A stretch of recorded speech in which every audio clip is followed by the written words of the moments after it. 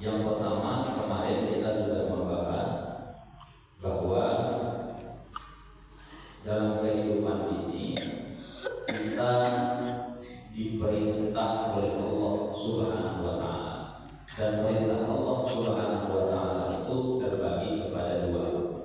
Yang pertama, ada perintah itu yang fardu, dan yang kedua ada yang nawafil. Maka maknanya dalam hidup ini kita harus tahu skala prioritas. Kalau fikihnya pada fikih aulawiyah, dan namanya fikih aulawiyah, artinya kalau bertemu antara satu hukum dengan hukum lain, mana yang lebih kita pilih. Maka begitu juga dalam ibadah yang diperintahkan oleh Allah Subhanahu wa Ta'ala, itu ada yang fardu, kemudian ada yang sunnah.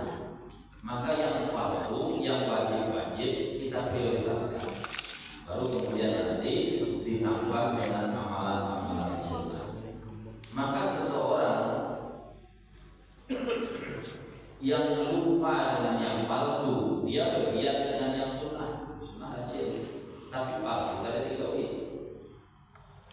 Umpamanya menyumbang aja, dalam zikir aja, tapi ibadah fardu tidak membayar ada. Maka tidak akan pernah sampai kepada ma'rifat kepada Allah Subhanahu wa Ta'ala.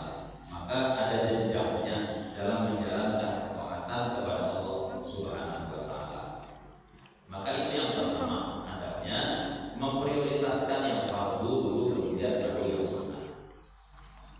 Kemudian, wahai pencari derajat yang tinggi, engkau tidak akan sampai ke tingkat ihsan yang wujudnya adalah mengerjakan perintah-perintah Allah dengan mengawasi hati dan anggota tubuh engkau, dengan kedipan-kedipan mata engkau dan nafas-nafas engkau dari pagi hingga sore.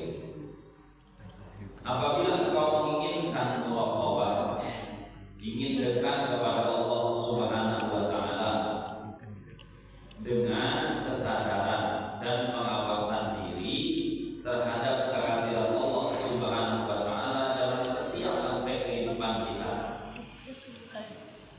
maka ketahuilah bahwasanya Allah Subhanahu wa Ta'ala mengetahui isi hati engkau, serta mengawasi zahir dan batin engkau, serta mengetahui dengan sempurna semua pandangan dan bisikan hati engkau, langkah-langkah engkau, seluruh diam dan gerak engkau dalam keadaan maksiat dan ketaatan. Maka yang kedua, setelah kita memahami akan ibadah itu ada yang wajib, kemudian ada yang sunnah. Yang kedua, hendaknya dalam menjalani kehidupan dan ketaatan serta ibadah kepada Allah itu hendaknya ada rasa di dalam hati kita bahwa semua aspek dalam diri kita itu diawasi oleh Allah Subhanahu wa Ta'ala. Apapun yang kita lakukan, baik itu zahir yang nyata yang kita kerjakan, yang kita beri, itu disaksikan oleh Allah Subhanahu wa Ta'ala. Dan yang batin, yang tersembunyi pun, yang terbisik di dalam hati, yang paling dalam pun, Allah Subhanahu wa Ta'ala mengawasi itu, mengetahui. Singkatnya, sekecil apapun amal yang kita lakukan, itu dilihat oleh Allah Subhanahu wa Ta'ala, dinilai oleh Allah Subhanahu wa Ta'ala, dan akan dibalas oleh Allah Subhanahu wa Ta'ala. Sekalipun tidak ada orang lain yang menyaksikannya. Jadi perlu kita pahami dalam hati kita supaya kita tetap melakukan ketaatan kepada Allah Subhanahu wa Ta'ala walaupun tidak di hadapan manusia. Karena yang menilai, yang memandang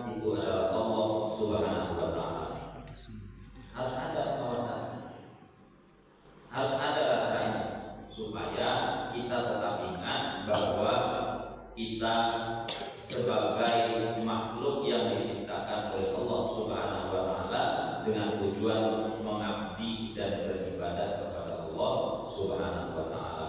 Wa ma khalaqtul jinna wal insa illa liya'budun. Tidaklah aku ciptakan jin dan manusia melainkan untuk beribadah kepadaku.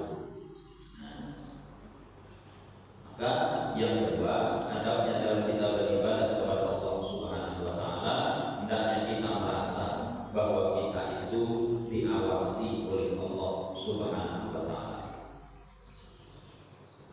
Ibnu Abbas radhiyallahu anhu berkata, rahasia adalah apa yang kau rahasiakan di dalam hati. Sedangkan rahasia yang paling tersembunyi yang dimasukkan Allah Subhanahu wa taala di dalam hati engkau dari jauh dan engkau tidak mengetahui. Jadi pengetahuan Allah, pengawasan Allah Subhanahu wa taala kepada kita hambanya yang kita rahasiakan itu diketahui oleh Allah. Bahkan jauh sesudah itu, mungkin 2-3 hari lagi, apa yang akan kita rasakan, apa yang akan kita bayangkan, apa yang kita pikirkan, itu pun sudah diketahui oleh Allah Subhanahu wa taala. Seorang ulama berkata, apabila ahli ibadah selalu mengucapkan zikir Allahu syahidi, Allah Subhanahu wa taala menyaksikan aku, Allahu hadiri, Allah Subhanahu wa taala menghadiri aku, Allahu muttali'un alayya, Allah memperhatikan aku. Ya, kalau di awal tahunan Tariqah Qadiriyah pada dia itu ada dibaca Allahu syahidi, Allahu hadiri. Ini termasuk juga zikir. Zikir-zikir yang dibaca itu diresapi. Nah, termasuk zikir ini mengingatkan bahwa kita sebagai hamba itu senantiasa diawasi oleh Allah Subhanahu wa taala. Sehingga dengan kita merasa seperti itu akan muncul semangat untuk beribadah. Kemudian akan muncul keikhlasan kepada Allah Subhanahu wa taala. Karena wa ma umiru illa liya'budullaha mukhlishina lahuddin. Tidaklah diperintahkan kita ini illa liya'budullah, untuk beribadah kepada Allah mukhlishina lahuddin, kecuali dengan mengikhlaskan semata-mata karena Allah Subhanahu wa taala. Maka nyawanya ibadah itu keikhlasan kepada Allah Subhanahu wa taala. Karena innamal a'malu binniyat, segala sesuatu itu tergantung pada niatnya. Jadi kita ini termasuk yang membedakan pahala yang kita kerjakan itu tergantung pada niatnya. Jadi sama kita nih, berangkat ke masjid sama, ada yang berbudak sama, karena kita beribadah sama Mekah, kita haji dan umrah sama, pesawatnya sama, kendaraannya sama, biayanya sama, tapi kadang-kadang yang didapatkan tidak sama. Ya, dulu dan diceritakan seorang guru mengajar, punya murid. Setelah diajar beberapa tahun, muridnya selesai belajar, ujar gurunya, nah sudah selesai aku mengajar, silahkan kau pulang kampung, silahkan kau beraktivitas apa yang hendak kau lakukan. Dan 2 orang murid ini, satu pulang ke kampung, satu pulang ke kota. Yang ke kampung ini biasa di kampung, sampai ke kampung bergawi di kampung, buka kebun, tanam nior, tanam sayur-sayuran, tanam bubili. Yang satu pulang ke kota, di kota alih tanam banyak rumah, lahan tapi ada. Sampai ke kota balik lagi, nah, akhirnya berdagang, buka dagang, berjualan. Sampai beberapa tahun, yang berkabut tadi ingat dengan gurunya. Aku lawas sudah bilangin guru nih, Pak Presiden. Akhirnya beberapa tanaman sudah bisa dipanen. Akhirnya dilihati ke kebun, apanya ada tanaman ini, apa yang bisa hasil dibawa dulu dilihatnya ada mobil cabut mobil itu kan bagus isinya, wah ini bagus mobil ini jangan bedain aku nak itu hilang rumah dulu bawa aja mobil ini yang paling bagus dibawa sekarang. Akhirnya bawa mobil sekarang berangkat sampai ke tempat dulu. Assalamualaikum waalaikumsalam. Silakan masuk jadi ya apa kabar? Alhamdulillah sehat dulu ini dah. Singkat cerita anu doa lawas sudah keingatan dengan dulu. Awas ya kamu.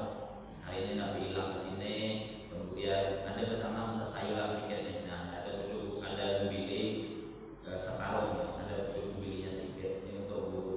Mudah-mudahan berkah dan manfaat. Guru banyak biasa mendidik aku sudah dapat ibadah. Jalan alhamdulillah, terima kasih naklah kau baik, mudah-mudahan dibalas oleh Allah. Akhirnya nak pamit lagi dulu aja lah. Tunggu dulu ya. Jadi gurunya nak ada konfirmasi. Akhirnya orang rumahnya siang itu datang baik banget bawa mobil sekarang. Apa yang bisa kita beri ini? Bikin siangnya. Ujar orang rumahnya dia jeleknya apa nih? Tapi ada tuh di belakang tuh yang semalam kambing pemberian Pak Camat. Kambing pemberian Pak Camat. Ujar tuan guru tadi, ayo kan dijulungnya kambing itu. Aku nggak ada bisa juga kambing itu bisa naik tensi. Oh iyalah, akhirnya dijulung kambing karena ini semalam ada kambing pemberian Pak Camat. Aku nggak ada bisa makan kambing, mau ulang ada bisa juga menyembelih tidak bisa juga. Akhirnya bawa kambing ini. Mudah-mudahan bisa kau iman dikabulkan. Mudah-mudahan manfaat. Alhamdulillah, terima kasih itu aja dibawa. Akhirnya dibawa Pak jinting kambing, bawa beli, bawa jalan. Nah, sampai tengah jalan ada tamu kawan tadi. Tamu kawan yang pedagang. Tamu kawan yang pedagang. Dari mana? Anu bilang dengan guru jalan pas ada tamu. Apa yang tadi bawa aja? Ini kambing tadi dibawa. Tadi ke rumah guru bawa mobil sekarang, boleh dibawa oleh guru kambing seekor ini. Jakawan tadi mantap, udah deh bawa mobil sekarang dibagi kambing seekor. Keluar pemikirannya ketika itu, ujar kawannya tadi. Ini kalau dibawakan barang dagangan banyak nih. Kalau dibawakan gula, bawakan beras, bawakan minyak, bawakan roti segala macam, ini bisa bau nih. Nah, singkat cerita ya, dan singkat cerita boleh ke rumah ambil mobil pickup, pakai pickup, buat ibadah sekarang, gula sekampe, bawa minyak seputar, bawa banyak, bawa makanan. Singkat cerita datang ke rumah guru juga. Dalam perjalanannya kepala diberi guru nah kepala diberi guru. Nah, sampai ke rumah assalamualaikum waalaikumsalam. Apa kabar? Anu guru aja hendak menghilangi guru lawas kada tamu sudah. Ya masuk silakan masuk. Anu guru aja ini ada nih, ini ada baras pantari ini. Sudah diantar bawa masuk semua. Nah, setelah itu hendak pamit. Bro hendak pamit nih. Enak dulu dia dulu. Hendak belakang semua. Nah, ini harapan lambung nih. Sampai ke belakang apanya ada nih. Si anu ini bawakan banyak, baras dibawakannya, sudah gula dibawakan, minyak dibawakan. Apa yang bisa kita beri untuk anak muda kita nih? Aduh, jadi lagi mama nih. Kambing tadi sudah diberikan siang tadi sudah. Ini dari ada ubi di sekarang kayak apa? Ayolah itu aja apa? Nah, akhirnya ke depan masih yang lain. Ini tadi itu hendak memberi yang udah ada terjadi kenapa? Jadi siang tadi datang membawa ubi di sekarang. Jadi ini kau bawa lah boleh sebagai kenang-kenangan. Sekali dia aku ubi sekarang. Apa maknanya? Kadang kita ini Bapak Ibu sama beribadah itu sama. Datang ke masjid sama, kemudian kita kendaraan kadang sama, biayanya sama, kadang pahalanya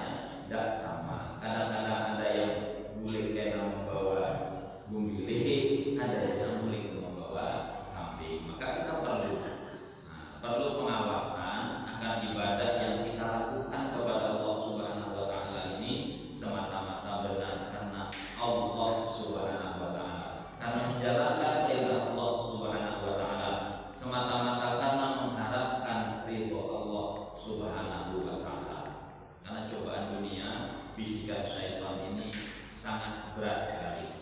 Makanya kata ulama, bagaimana supaya kita melatih mengikhlaskan segala amal ibadah kita. Satu di antaranya rumus sederhananya, kerjakan kemudian lupakan.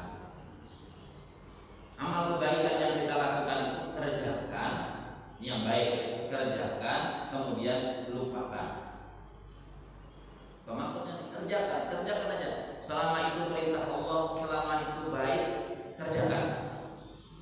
Sudah itu lupakan, anggap kita belum melaksanakan, anggap kita tidak melaksanakan itu. Ini kadang-kadang kita ini kerjakan cuma diingat terus. Menolong orang umpamanya. Nah, kita sudah kerjakan nolong orang itu, cuma diingat terus. Akhirnya kita muncul lah. Nah, itu dulu ngomong kata aku menolong tuh kata ini. Nah, lalu itu. Artinya setiap ada kemajuan itu seakan-akan seolah-olah masih ada jasa kita, masih ada dari kebaikan kita. Nanti masih merasa keakuan, masih merasa bahwa itu adalah karena kemampuan kita. Maka semua kebaikan yang kita lakukan itu sesungguhnya semua adalah karena kemurahan dan pertolongan Allah Subhanahu wa taala. Maka Bapak Ibu jamaah kaum muslimin dan muslimat yang dirahmati oleh Allah Subhanahu wa taala, maka ada di antaranya setelah kita melakukan ketaatan kepada Allah dengan memahami mana yang wajib, mana yang nawafil, mana yang sunnah, maka yang kedua perlu ada rasa kesadaran bahwa setiap apa yang kita lakukan itu diawasi oleh Allah Subhanahu wa taala. Kemudian kita banyak-banyak berdoa dan berzikir sambil dimaknai apa yang kita